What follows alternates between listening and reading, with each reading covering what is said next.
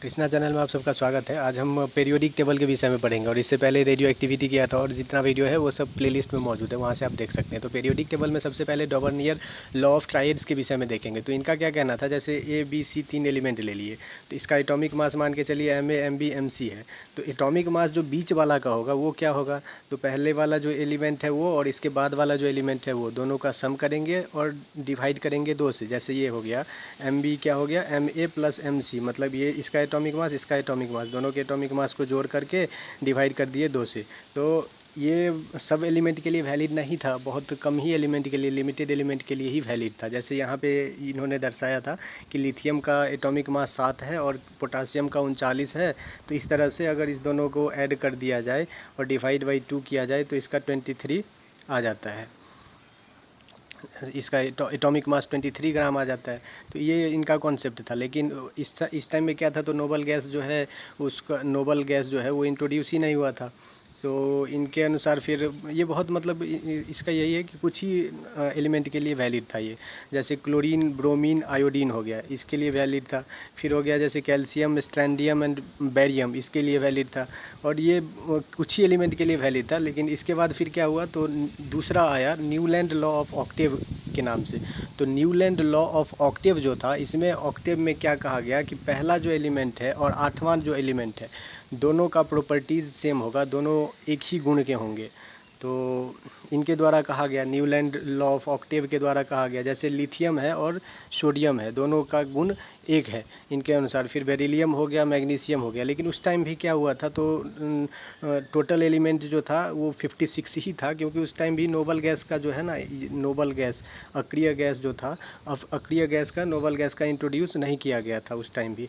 अब total element इसमें 56 था। ये भी पूछ लिया जाता है कभी कभी कि ये जो है न्यूलैंड लॉ ऑफ ऑक्टेव, उसमें टोटल नंबर ऑफ एलिमेंट्स कितना था, तो 56 था। ये ध्यान में रखना है। लास्ट एलिमेंट क्या था इसका, ये भी पूछ लिया जाता है कभी कभी, last element of Newland law of octave. तो इसमें क्या बताया जाएगा, लास्ट एलिमेंट कौन सा था, तो थोरियम था। थोरियम इसका लास्ट एलिमेंट था और ये जो है 20 तक के लिए ही वैलिड था। जैसे कैल्शियम हो गया, तो कैल्शियम का जो एटॉमिक नंबर होता है 20 होता है, एटॉमिक मास होता है 40। तो ये कैल्शियम तक ही वैलिड था।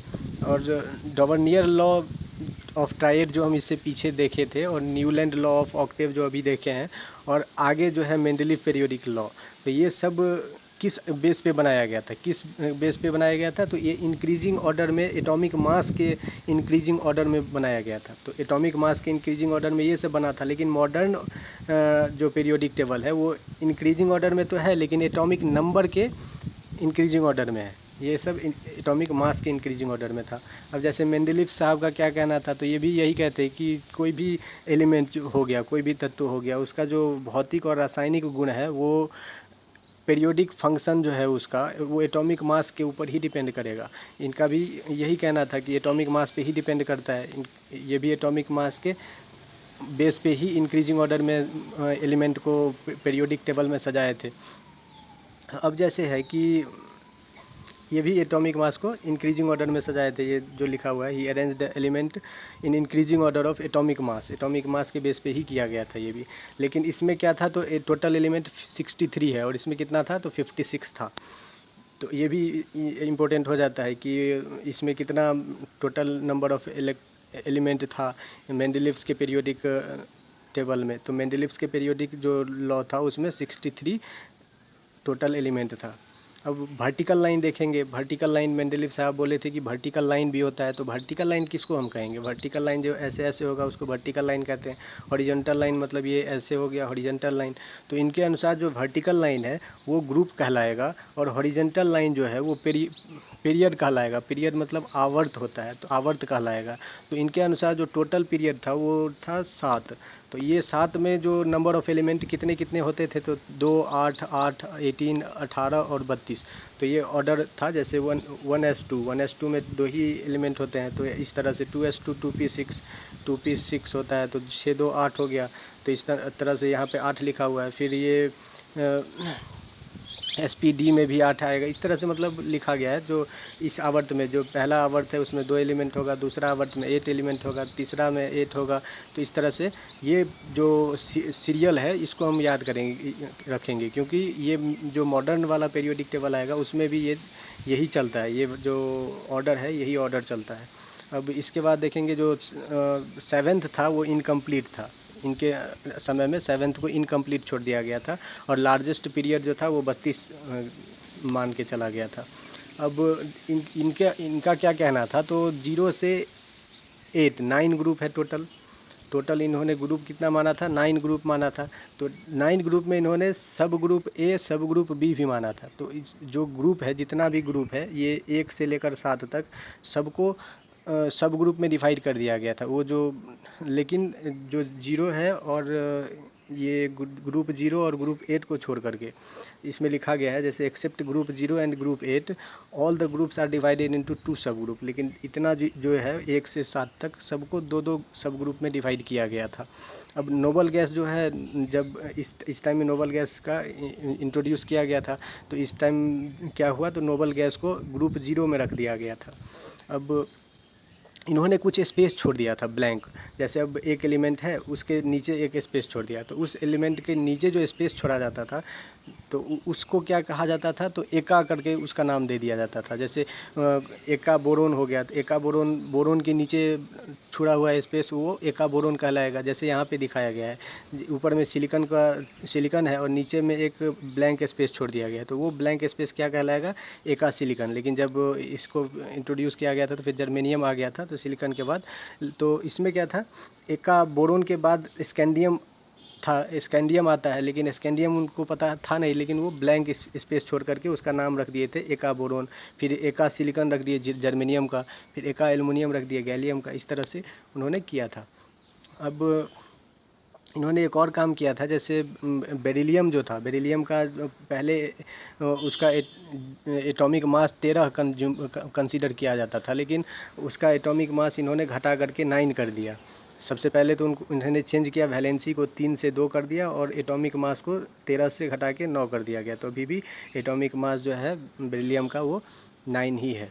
अब मॉडर्न पीरियोडिक टेबल देखेंगे, तो मॉडर्न पीरियोडिक टेबल से पहले इसका लिमिटेशन कुछ देख लेते हैं। इसमें पोजीशन, हाइड्रोजन का पोजीशन ही डिफाइन नहीं किया गया था, कौन सा पोजीशन पे हाइड्रोजन बैठेगा वो पता नहीं था इसमें।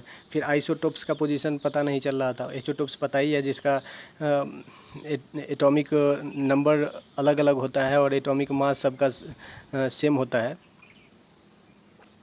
तो उसको हम आइसोटोप्स कहते हैं। तो इसमें आइसोटोप्स क्या होता है, तो आइसोटोप्स का पोजीशन डिफाइन नहीं किया गया था। और फिर पोजीशन ऑफ लेंथेनॉइड एक्टिनॉइड जो हम रेडियो एक्टिव में पढ़े थे, तो रेडियो एक्टिव में जो लेंथेनॉइड एक्टिनॉइड था इसका भी पोजीशन को ये वेरीफाइन मतलब डिफाइन नहीं किए थे, उसका दर्शाए नहीं थे।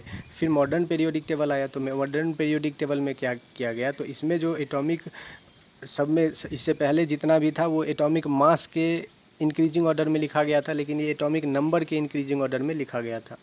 अब जैसे देखेंगे ग्रुप 1 हो जाता है, इसमें बहुत सारा ग्रुप है, तो इसमें ग्रुप 1 को देखेंगे, मतलब याद करने का कुछ तरीका है इसमें, तो वो भी देखेंगे। जैसे ग्रुप 1 को अल्कली मेटल कहा जाता है, क्षारीय धातु कहा जाता है।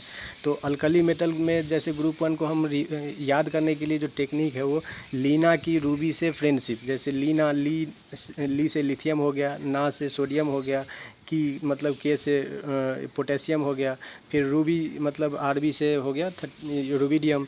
इसी तरह से ले लिए हैं सीजियम, तो फ्रेंडशिप से फ्रेंसियम हम ले लिए हैं। तो इस तरह से मतलब इसको याद किया जा सकता है, इसको लिखा जा सकता है एक मतलब वर्टिकल लाइन में।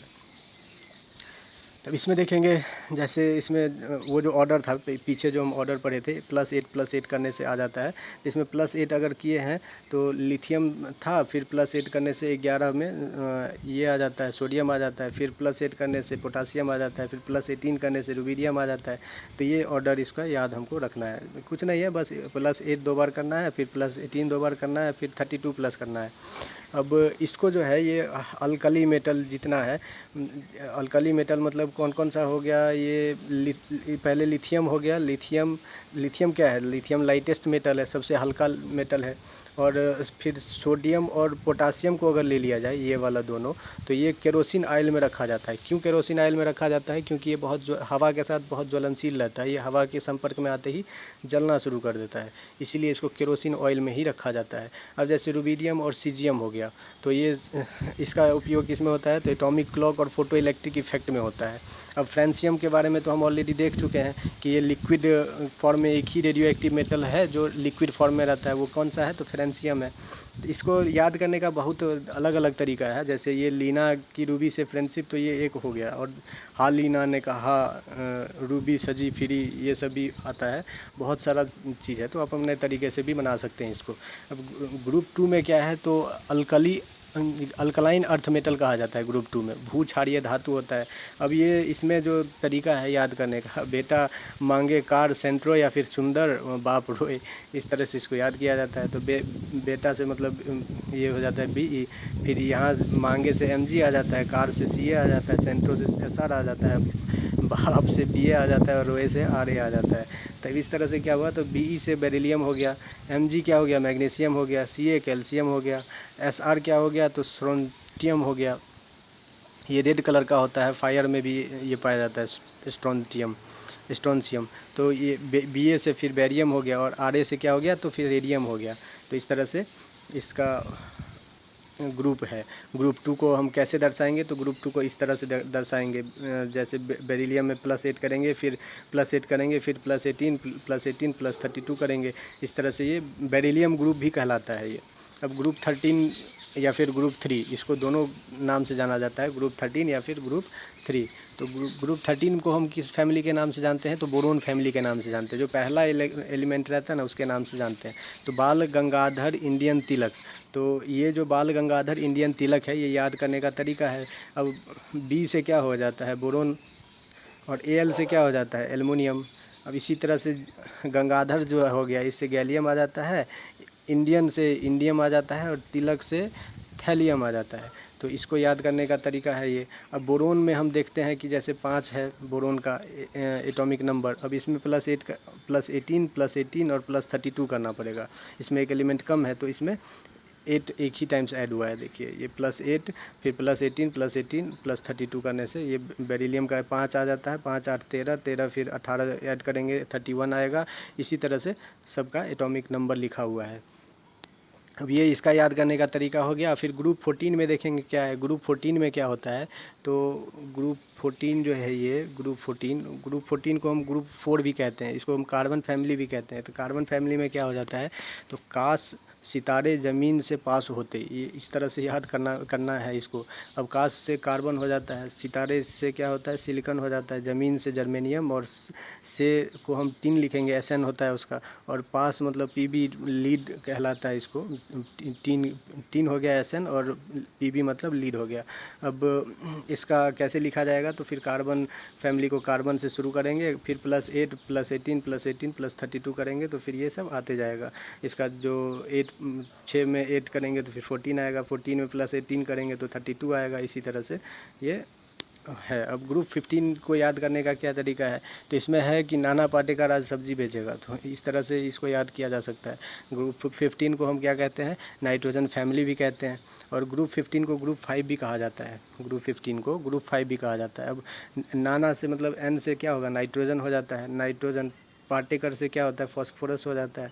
आज से आर्सेनिक, और फिर सब्जी जो है, इससे हम क्या लिए हैं? SB से क्या, SB का क्या होता है? तो एंटीमनी होता है, SB को हम एंटीमनी कहते हैं।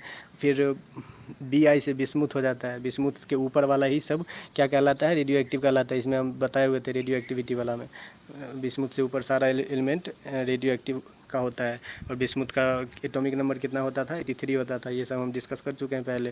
अब जो है नाइट्रोजन फैमिली में देखेंगे, तो नाइट्रोजन में कितना होता है एटॉमिक नंबर? 7 होता है। 7 में 8 ऐड करेंगे तो 15 होगा, फिर 18 ऐड करेंगे तो 33 हो जाएगा। इसी तरह से इसको लिखा गया है। अब ग्रुप 16 को कैसे लिखेंगे, ग्रुप 17 को कैसे लिखेंगे, इसमें दो अभी बचा हुआ है। जैसे ग्रुप 16 को उससे टिपो, उससे मतलब OS हो गया उससे, और O मतलब ऑक्सीजन हो गया, और S मतलब हो गया क्या, सल्फ़र। अब SE हो गया, SE मतलब क्या हुआ, SE मतलब सेलेनियम हो गया। अब फिर ऐसे TE हो गया, TE मतलब टेलुरियम हो गया, PO मतलब हो गया पोलोनियम। तो इसी तरह से इसको लिखा गया है। अब ग्रुप 16 को हम दर्शाए कहाँ पे हैं, तो ग्रुप 16 को हम ऑक्सीजन फैमिली भी कहते हैं और चाल्कोजेंस भी कहते हैं। और ग्रुप 16 को यहाँ पे दर्शाया गया है। जैसे ये हो गया ऑक्सीजन, ये हो गया ये हो गया सल्फ़र, फिर सेलेनियम हो गया, फिर टेलुरियम हो गया, और ये पोलोनियम हो गया। तो इस तरह से ये +8 +18 +18 +32 करके इसका एटॉमिक नंबर के अनुसार से एक ही ग्रुप में जो वर्टिकल लाइन है उसमें दिखाया गया है। अब ग्रुप 17 का हम देख लेते हैं, जिसको हम हेलोजेंस भी के नाम से भी जानते हैं। ग्रुप 17 में क्या होता है, तो फास्ट, क्लेवर, ब्रेव, इंडियन के नाम से इसका ट्रिक याद करेंगे। तो फास्ट F से हो जाता है, फास्ट से क्या हो जाएगा, फ्लोरीन हो जाएगा, क्लेवर से क्लोरीन हो जाता है, ब्रेव से ब्रोमीन हो जाता है, और इंडियन से क्या होगा, तो आयोडीन हो जाता है। अब आयोडीन के बाद एक दो और है, जैसे एस्टेटिन और एक और आ जाता है टेनेसिन। अब इसको क्या लिखेंगे ग्रुप 17 को, तो सबसे पहले फ्लोरीन को लिखेंगे, फिर +8 +18 +18 +32 +32 करके फिर क्लोरीन, ब्रोमीन, आयोडीन, एस्टेटिन और टेनेसिन को हम यहाँ पे लिख लिया। इसमें जैसे जैसे ऐड करेंगे इसका एटॉमिक नंबर हमको मिलता जाता है। ठीक है। अभी इसके बाद हम देख लेते हैं नोबल गैस के बारे में। जो ग्रुप 18 है, ग्रुप 18 को जीरो ग्रुप भी कहते हैं, ग्रुप 8 भी कहते हैं, और नोबल या इनर्ट गैस के नाम से भी जानते हैं। जैसे इसमें तो सब याद ही है, क्योंकि इससे पहले भी इसको पढ़ चुके हैं। तो इसमें क्या होता है, हीलियम, नियॉन, आर्गन, क्रिप्टन, जेनन, रेडन, ओगेनेशन।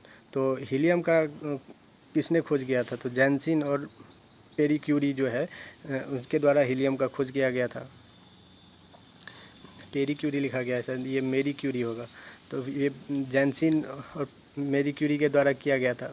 मेरी क्यूरी है या पेरी क्यूरी, एक बार चेक करना पड़ेगा। और इसमें जो है नियॉन, आर्गन, क्रिप्टन और जेनन, इसका एक ही खोज किया था, मतलब एक ही आदमी ने सारा खोज किया था, नियॉन, आर्गन, क्रिप्टन, जेनन का। किसने किया था, तो विलियम रामसे के द्वारा खोज किया गया था। अब रेडॉन का खोज ई डॉर्थ ने किया था। ऑर्गेनाइजेशन भी है। अब इसके बाद देखेंगे, जैसे पीरियोडिक टेबल में ये हो गया पहला ग्रुप, है ना, ये फिर ये दूसरा ग्रुप हो गया, ये तीसरा ग्रुप, ये चौथा ग्रुप, 5 6 7, और ये जो है आर्गन क्रिप्टन वाला ग्रुप आ गया, ये लास्ट ग्रुप है। तो इस तरह से इतना के विषय में हम देख चुके हैं आज। ये जो हो गया ये पोर्शन और ये पोर्शन। अब बाकी बचा बीच का, तो ये हम आगे अगला क्लास में करेंगे। अब जैसे ये सब है, ये जो है, एक मिनट, ये सब मेटलॉइड्स है। मेटलॉइड्स का क्या काम है, तो मेटलॉइड्स क्या करता है, ये मेटल को और नॉन मेटल को अलग करता है। मेटलॉइड्स में कौन कौन सा हो जाता है, 7 मेटलॉइड्स होता है। जैसे ये बी हो गया, SiGeAs, SbTe, PoAt, ये सब मेटलॉइड्स है। हाँ, और इसके आगे हम फिर ये सब इसके विषय में अब पढ़ेंगे नेक्स्ट क्लास में। थैंक यू, वीडियो देखने के लिए बहुत बहुत धन्यवाद।